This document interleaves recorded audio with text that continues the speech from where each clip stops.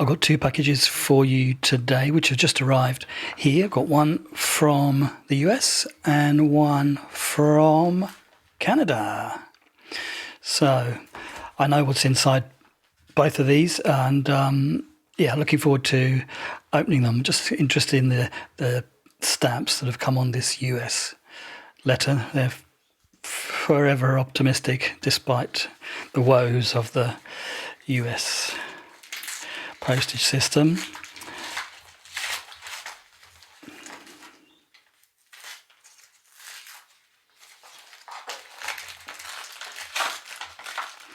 So as you might have gathered, what I'm expecting in this package is the new issue of the Copy This Cassette fanzine.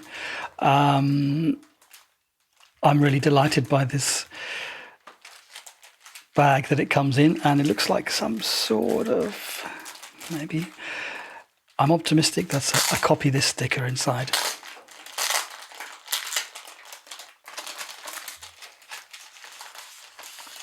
So yeah, cool, Copy This. Nice little shape cut out there, so I know exactly where that's gonna go. Thank you, Blake. This is awesome. It's funny. It's funny what simple things kind of delight us. A plastic bag and a sticker comes with a complimentary zine. Anyway, so as you know, we got a lot of love for the Copy This Cassette zine here.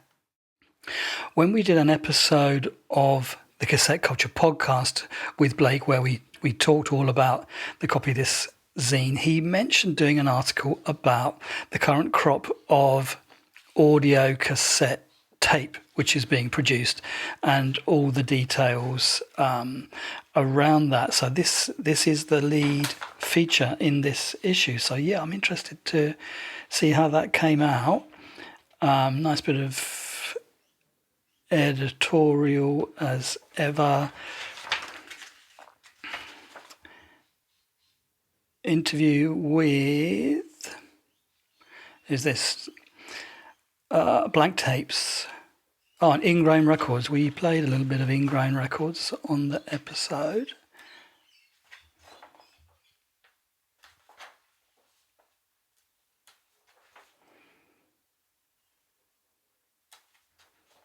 Nice big interview here. So if you like really kind of getting into the details of stuff, looks like they've put a few extra pages in this issue too.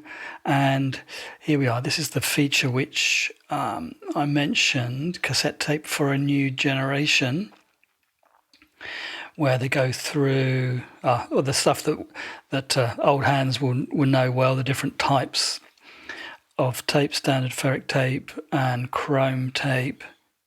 And I'm expecting on this next page to see metal tape, type 4 metal tape. I don't suppose you can get that anymore.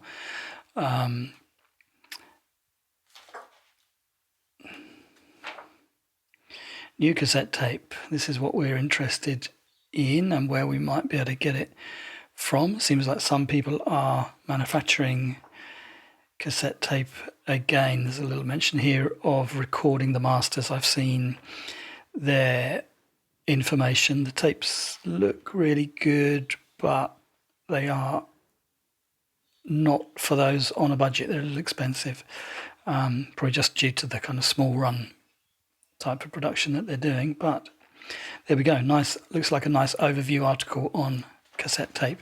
And I really love how, in the sort of spirit of old school fanzines, Blake gets these bits of artwork which he just publishes in between the features. That's really nice.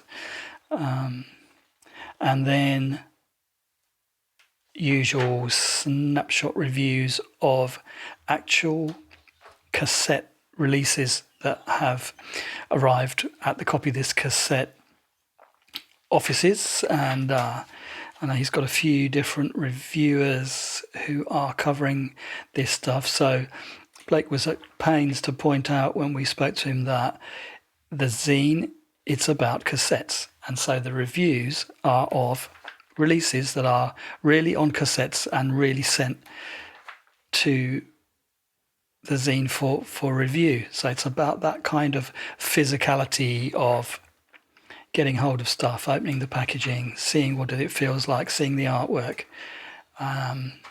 not just a download. So, looks really great.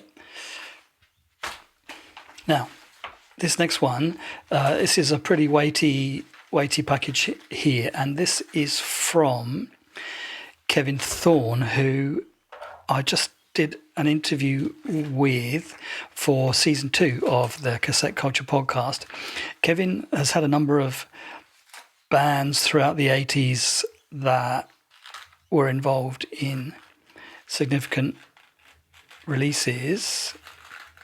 Weeby Echo was the last incarnation. I'm just going to sort of lean in to the package opening here because there's a heap of tape on it and it's going to take me quite a while. So I'm going to stop talking and just focus on opening this thing.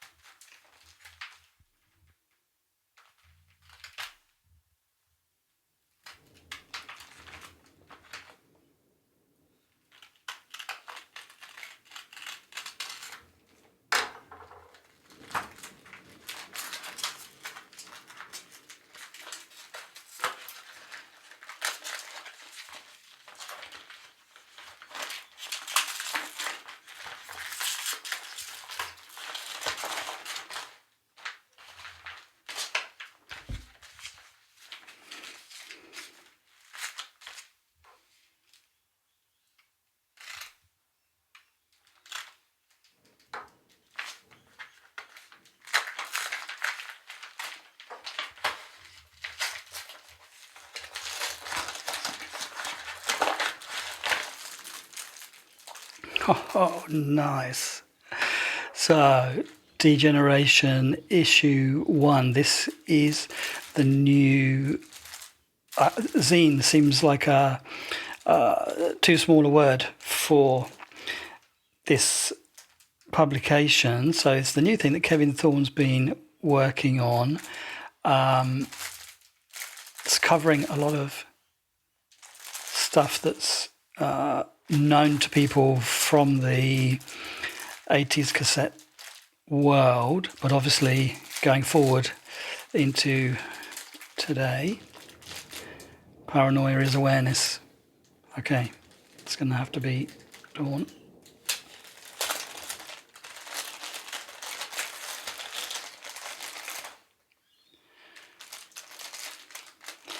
This is someone who knows how to do a package. Look at all this great stuff that's enclosed here. Okay, so all of these things that are inside, they're kind of taking on that format of the old Polaroid instant photos, but they're all Throbbing Gristle related, I would say. A lot of TG logos on all of these. So Dave Farmer of the Nanavesh zine in this first one. Top upstairs showing Jen's leather jacket and the original Coombe banner. So seems like really kind of archival personal images here, all from the industrial office at Beck Road. This is really great stuff. Upstairs front room showing part of Jen's library. Jen being Genesis Peorage of Throbbing Gristle, of course. This is really nice, really nice. If you're a particular fan of Throbbing Gristle, this will be a Absolutely mind-blowing stuff from their early days. Beck Road being the place that the band used to live, and lots of people would connect with them and go visit them there. Yeah, amazing. And a CD featuring the Apostles, Chandra Shukla, Cotton Ferox, Nanavesh, Of Stars, Rapoon, Retirement Community, Tone Generator, Val Denham, and Weeby Echo. That, of course, being the alias of Kevin Thorne, who is behind this production.